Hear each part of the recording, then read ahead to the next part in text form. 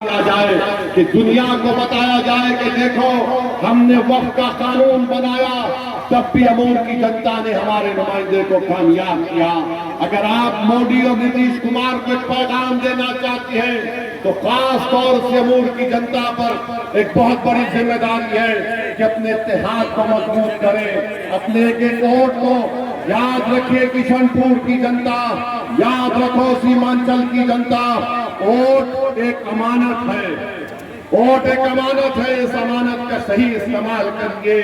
इस अमानत में खयानत पैदा करने के लिए जेडी और बीजेपी आ रहे हैं। ये लोग हमारे इत्तेहाद को पारा पारा करना चाहते हैं और जब तक असदुद्दीन ओवैसी जिंदा रहेगा, सुन लो किशनपुर की जनता, सुन लो अमूर की जनता और सीमांचल की जनता, अल्लाह जब तक हमको जिंदा रखेगा, मैं तुम्हारे इंसाफ की लड़ाई लड़ता था और लड़ता रहूंगा।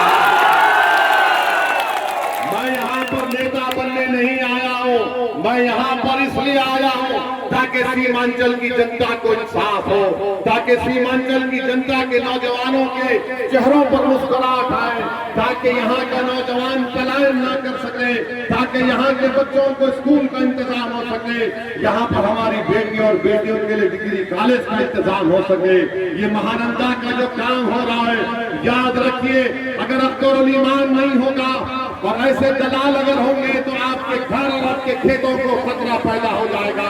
इसलिए बहुत जरूरी है कि आप मजलिस के परचम को जो आपने थामा है इसको मजबूत रखिए। डरने और घबराने की जरूरत नहीं है। जो लोग आज ये समझ रहे हैं कि हमको डराया जाएगा, अरे याद रखो, मजलिस के लोगों को डराने से पहले क्या तुम मोदी और नीतीश कुमार को डराने की तुमने हिम्मत है? क्या तुम में हिम्मत है? नहीं है। तुम आंख में आंख डालकर नहीं बात कर सकते।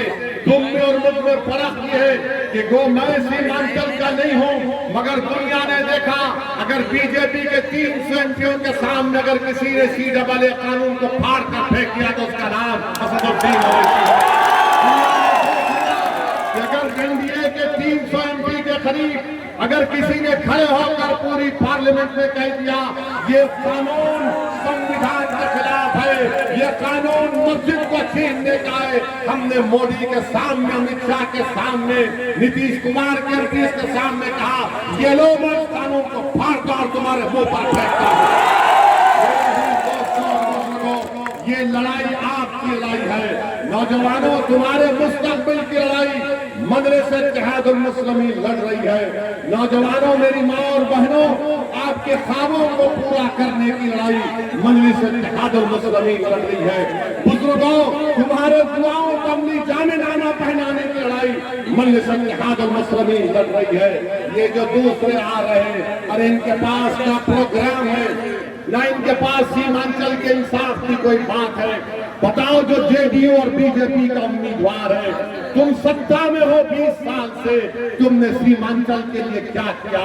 अरे तुम्हारे नेता नीतीश कुमार के मुंह से कभी तुमने सुना सीमांचल? मजलिस जब से बोलना शुरू करी तब से सीमांचल सीमांचल सब बोल रहे हैं। अरे जी दोस्तों, मैं यहाँ पर खिराज अकीदत पेश करना चाहूँ।